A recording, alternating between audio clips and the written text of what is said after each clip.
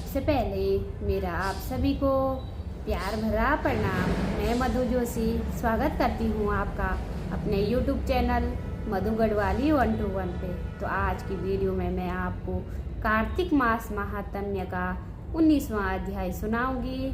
आप भी मेरे साथ कार्तिक मास महात्म्य का 19वां अध्याय का श्रवण कीजिए। कथा ध्यान पूर्वक और पूरी जरूर सुनिएगा।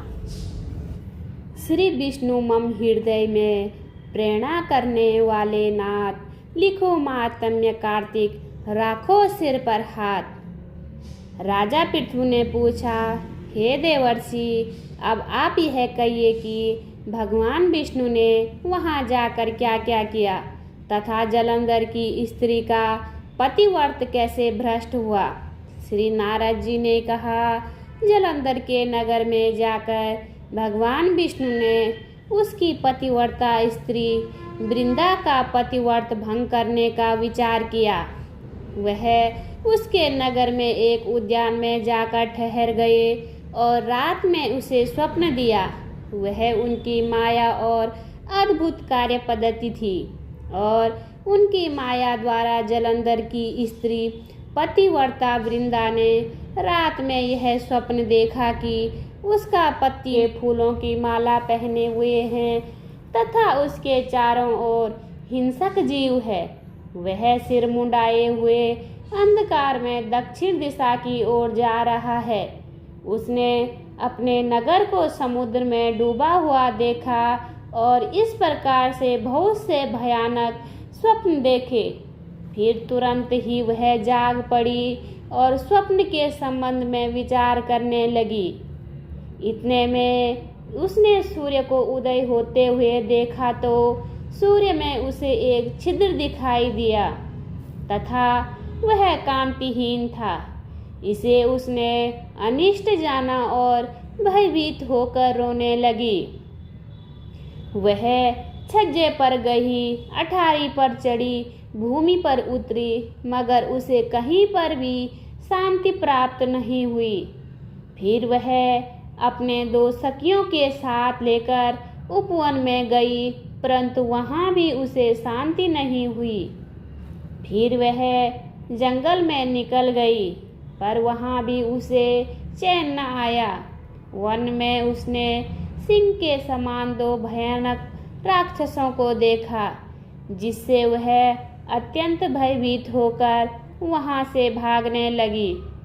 उसी समय वहां अपने शिष्यों सहित एक तपस्वी आ गया तो वृंदा उसके पैरों को हाथ लगाकर उससे अपनी रक्षा के लिए याचना करने लगी।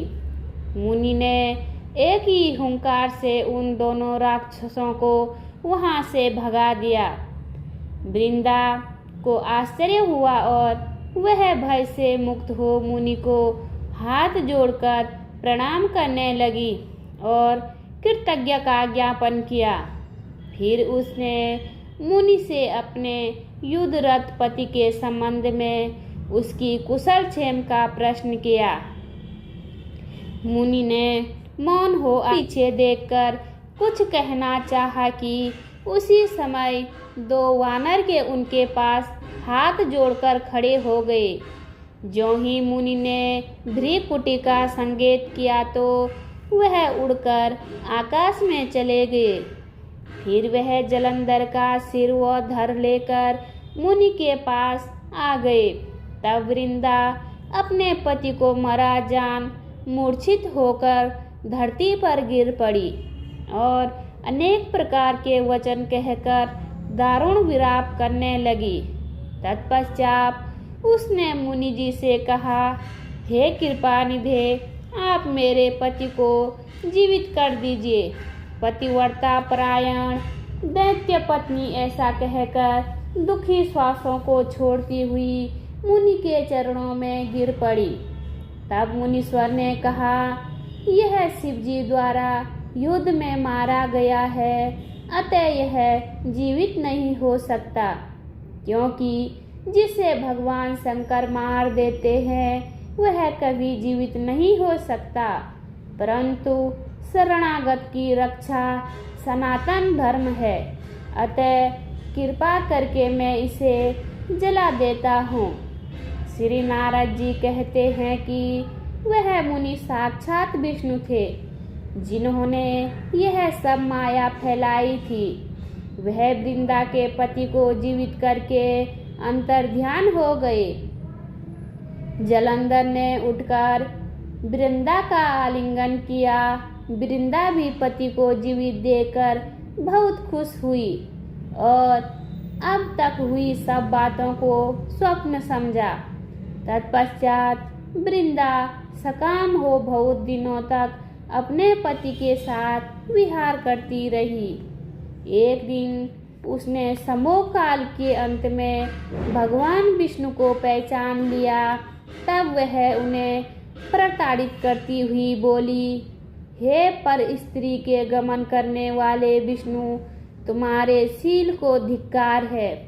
मैंने जान लिया है कि वह मायावी तपस्वी तुम ही थे। हे राजन, ऐसा कहकर क्रुद्ध हो पतिव्रता ने अपने तेज को प्रकट करते हुए शाप दिया।